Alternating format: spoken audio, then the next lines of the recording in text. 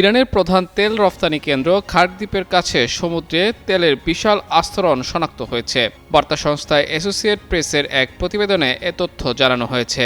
তবে ওই এলাকায় সম্প্রতি কোনো হামলা হয়েছে কিনা সে বিষয়ে মন্তব্য করতে অস্বীকৃতি জানিয়েছে মার্কিন প্রতিরক্ষা দপ্তর। গত বৃহস্পতিবার ও শুক্রবার ইরানের নৌযান এবং উপকূলীয় লক্ষ্যবস্তুতে যুক্তরাষ্ট্রের সবশেষ দফার হামলার আগে আস্তরণটি প্রথম শনাক্ত হয়। এপি জানিয়েছে, গত মঙ্গলবার খার্ক দ্বীপের জলসীমায় প্রথম তেল ছড়িয়ে পড়ার বিষয়টি শনাক্ত করা হয়। শুক্রবার পর্যন্ত এটি প্রায় ৭১ বর্গ কিলোমিটার পর্যন্ত বিস্তৃত হয়েছিল। তেলের এই বিশাল আস্তরণটি ঠিক কিভাবে তৈরি হলো তা এখনো স্পষ্ট নয়। এছাড়া সামরিক কোনো অভিযানের কারণে এই ঘটনা ঘটেছে কিনা সে বিষয়েও এখন পর্যন্ত কোনো আনুষ্ঠানিক নিশ্চয়তা পাওয়া যায়নি।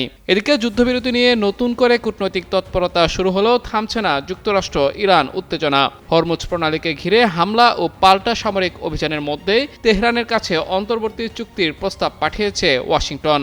মার্কিন পররাষ্ট্রমন্ত্রী মার্কো রুবিও বলেছেন, ইরানের জবাবের অপেক্ষায় রয়েছে যুক্তরাষ্ট্র।